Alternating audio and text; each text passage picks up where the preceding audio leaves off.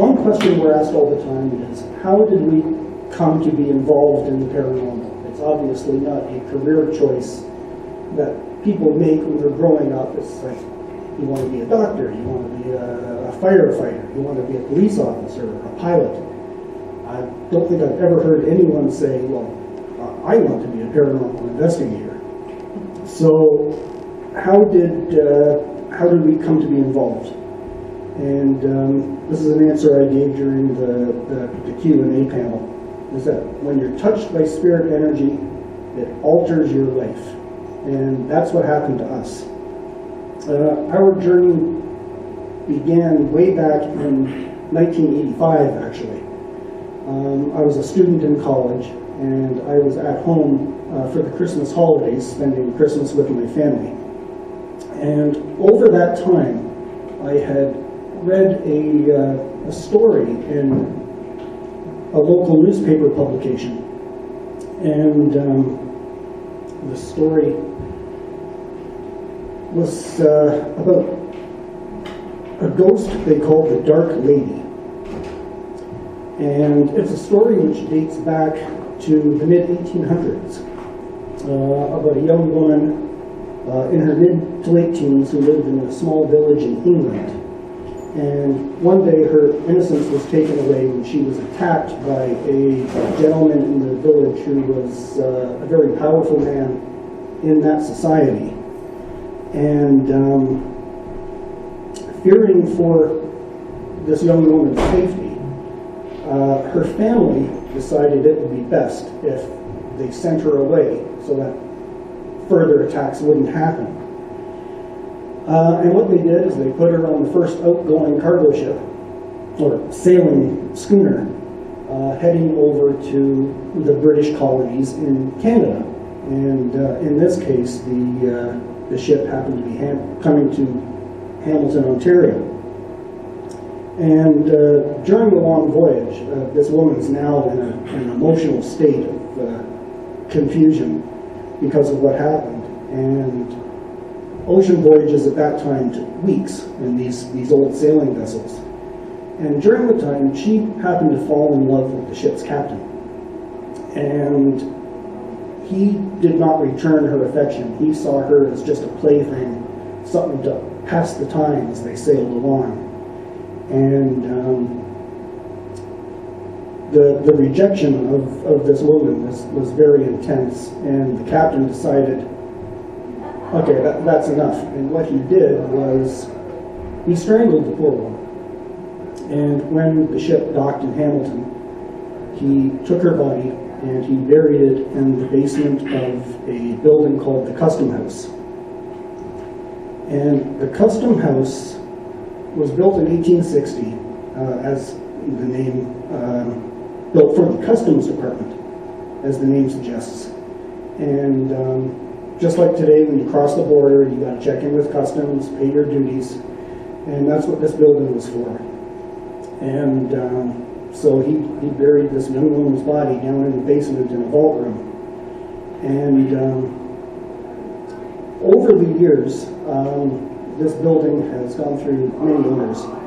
And when it was being renovated in recent times, there were claims of the construction workers' tools going missing, strange things happening, and it got to the point where everybody knew it was the spirit of this woman they called the Dark Lady. During the renovations, they wanted to move some furniture from the main floor up to the third floor in the attic. And the Dark Lady said, no, because spirits do not like change and renovations taking place. As some people have found out, they renovate their homes, they've got paranormal activity taking place. So she told them, no, if you start moving this furniture, I'm going to cause a flood. And of course, everybody laughed it off. It's like, oh yeah, right, we've got this ghost telling us that there's going to be a flood. Next morning, construction workers came in, the basement was flooded. A water pipe had burst during the night. So anyway, that's the story of the Dark Lady that I came across. And I've always believed in ghosts, and intrigued by this story, I decided, because it's a local building, I'm going to go down and just check this place out. I was curious. And I'll tell you, if there is ever a building to inspire ghost stories, this was it. The last tenant of the building had moved out in 1979. So this building has now been sitting vacant for 6 years. And I wish I brought a picture of it, because I took some at the time. This thing was just falling apart. The beautiful old 1860s stonework was just black. All the windows and the doors are all bricked over and boarded up. And it was something. And there's no way inside, and nor would I have tried to go inside. But it started really what became a lifelong fascination with this building for me. And a few years ago, 2014, we had the opportunity to finally go inside this building, completely re-renovated recently. It's now operating as a museum. And there was a ghost walk taking place, and it was awesome. We get to go inside, we get to maybe see if we can find this dark lady. And although she's considered to be the main spirit of the building, we found other spirits in the building, specifically a small child, 5 years old. His name is David. And Trudy has a very strong connection to this little boy. He thinks of her as his mother. Now, I don't know whether it's because of appearance or what, but there's this very strong attachment. Do you want to expand on David? Okay. Through many, many communication sessions with David, once was on a Ouija board. That's when I got to ask so many questions. I got to learn more about him. So he was 5. He was a British little boy that came over from the British, that home. Yeah, and he was very fond of me because I do remind him of his mother, who he got separated from. I did ask, didn't like asking, I did ask how he passed. He would not tell me. I dropped it. I will never ask him again. I respect that. He became like a little protector for me. He looked out for me. He gave me warnings not to go to the attic. So the one that okay, fine, I will take the word that I will not go up there. People were pushed, people were hit, people were shoved, something had something thrown at them. So I take him at his word from now on. He still follows me to this day.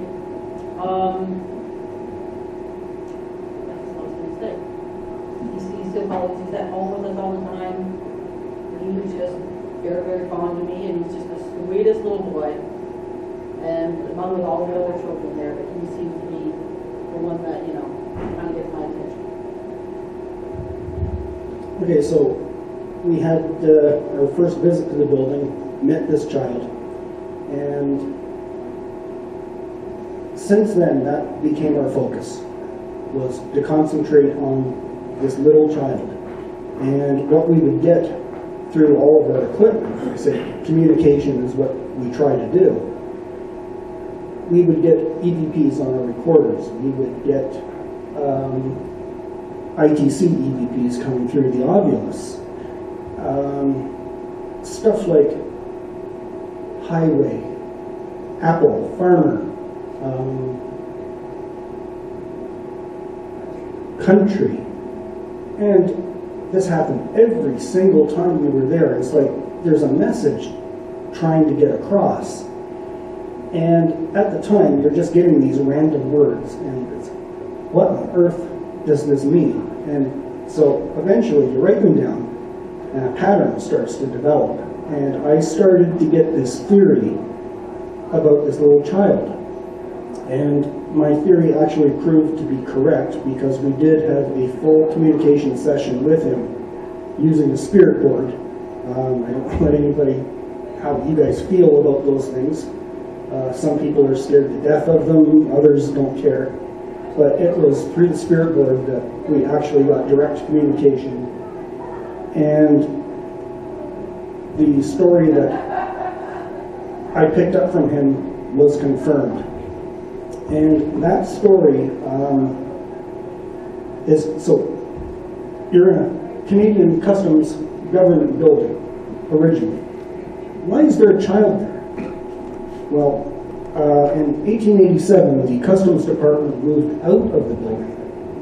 And later that year, the Hamilton Board of Education took the building over because at that point, school attendance for children had been made mandatory in Ontario.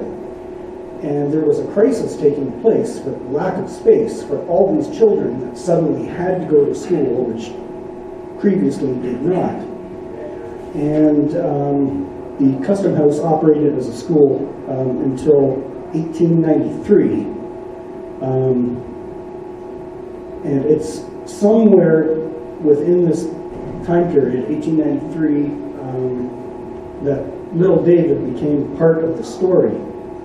Because back in the 1800s, living conditions in Europe had just become terrible.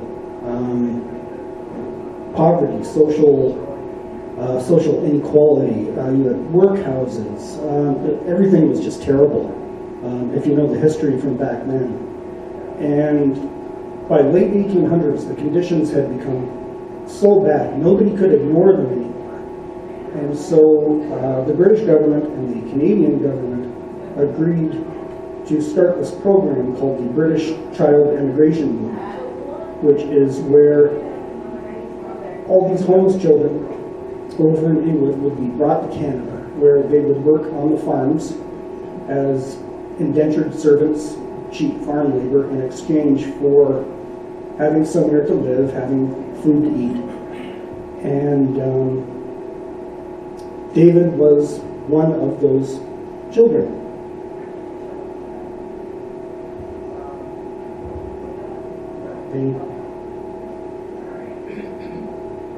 Okay, as I say, yes, we did have the opportunity to confirm all this. And because it was a school at one time, he's not the only child there. Upstairs in the attic of this building, there is an old child's tricycle from maybe the 50s vintage bike. And over the investigations that we did at the Custom House, we acquired so many EVPs of children playing. And we're there investigating. There's no children in the building. So it was remarkable picking this stuff up.